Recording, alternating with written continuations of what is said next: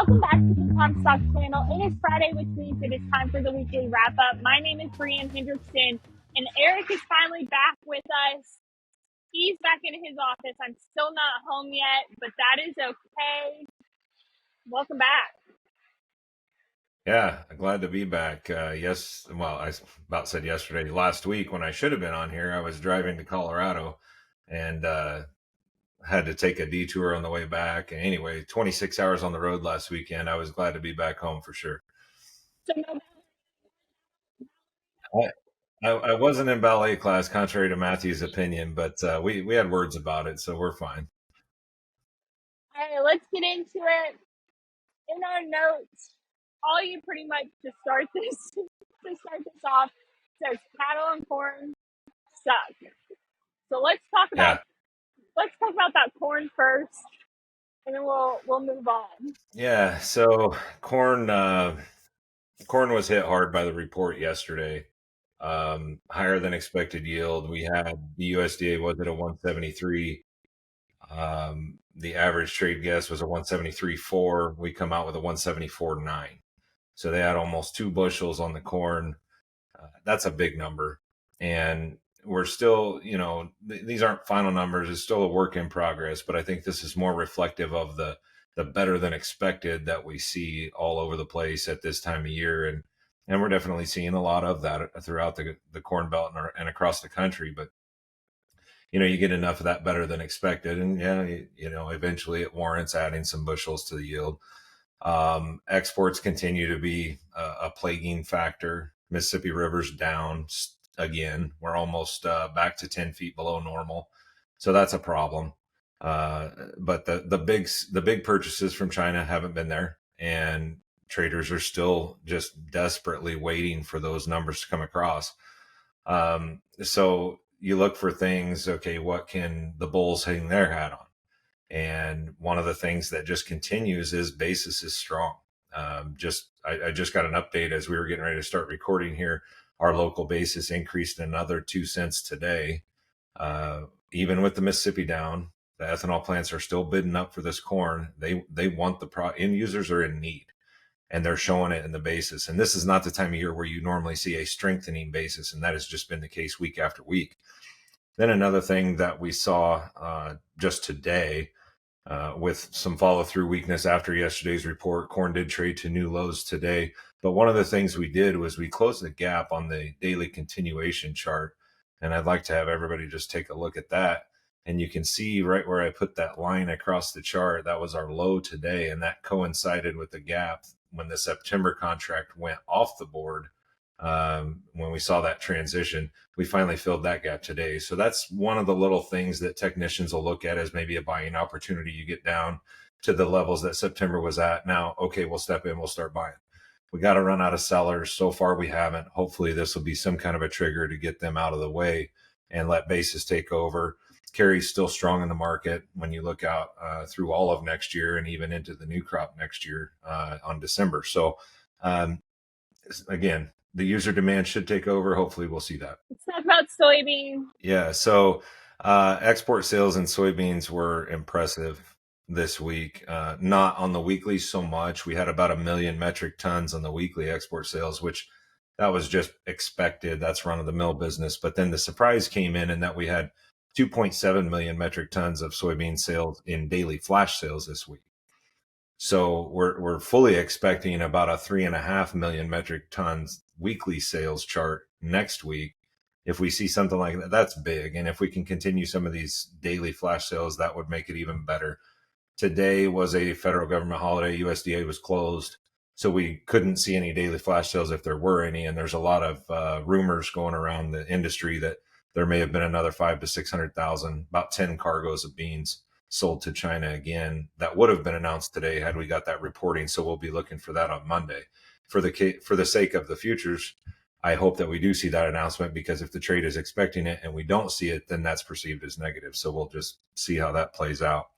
On the product side, domestic crush demand is huge still. We're seeing massive margins. The price of the products is still relatively good to the price of the beans.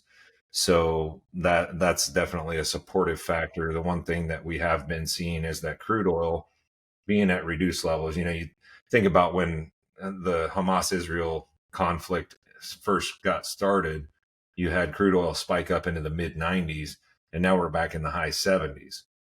So definitely a soft crude oil market that's been dragging on the bean oil market, which always puts a little damper on things. But all in all, the soybeans have sustained it well.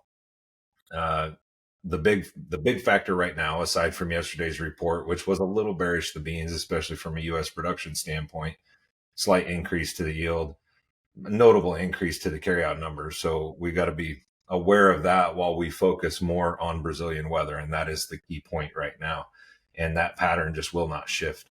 And Matthew did a good job in Wednesday morning Comstock report. He does his Brazil update there, and he broke that down pretty well. And one of the things that I wanted to pull up here was the Brazil drought monitor, and we will get a new one from the USDA tomorrow. Actually, that should be coming out. Hopefully, they're working and it's auto generated and set to release tomorrow. So, but that should be coming out tomorrow. So that'll be widely watched. And they've just been extremely hot, extremely dry in the bulk of the major growing region, which is the state of Mato Grosso. Southeastern states have been extremely wet and can't get a break. And as this shows, they're still expected to continue to get more moisture down there and lack of moisture in the north. So this pattern of a two-sided story, neither one of which is good, just continues. So we need to, and traders will keep moving forward. Let's go to cattle, who also had a rough time.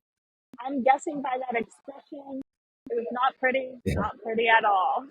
No, rough would be a very polite way of putting what happened this week in the cattle. This was, we had already been having some trouble in the cattle market. We saw some signs that maybe that would turn around early week, but it just turned into a total capitulation. December cattle closed 970 lower for the week at 174.17. You strip $10 per hundred off of those cattle. I mean, you're talking some serious money, and in many cases, the entire profit margin in these cattle with the price of feeders what they've been recently. So definitely a horrible situation for cattlemen and women across the country.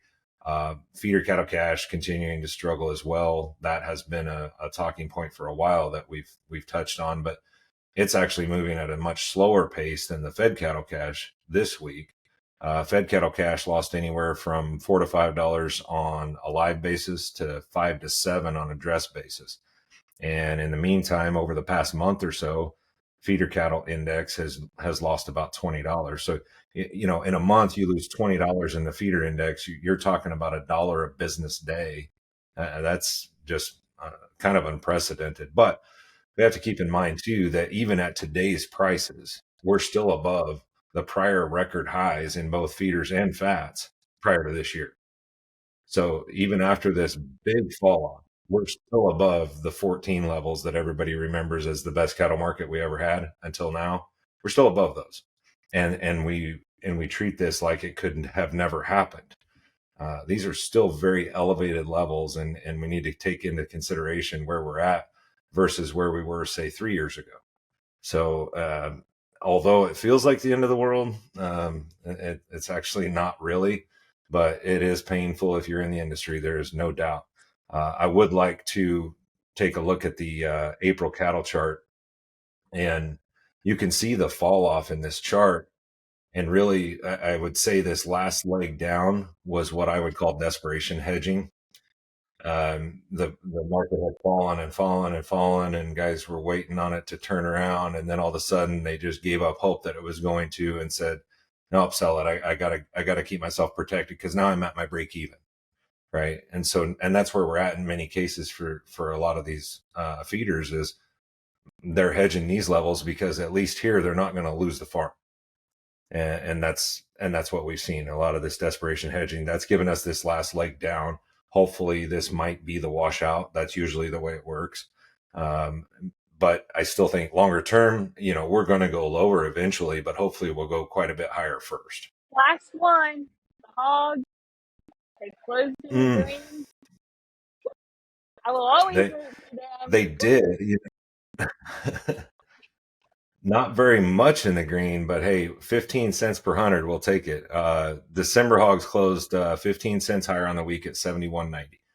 Now, I always do key closes for the markets that we focus on the most, which is the corn, soybeans, cattle, hogs.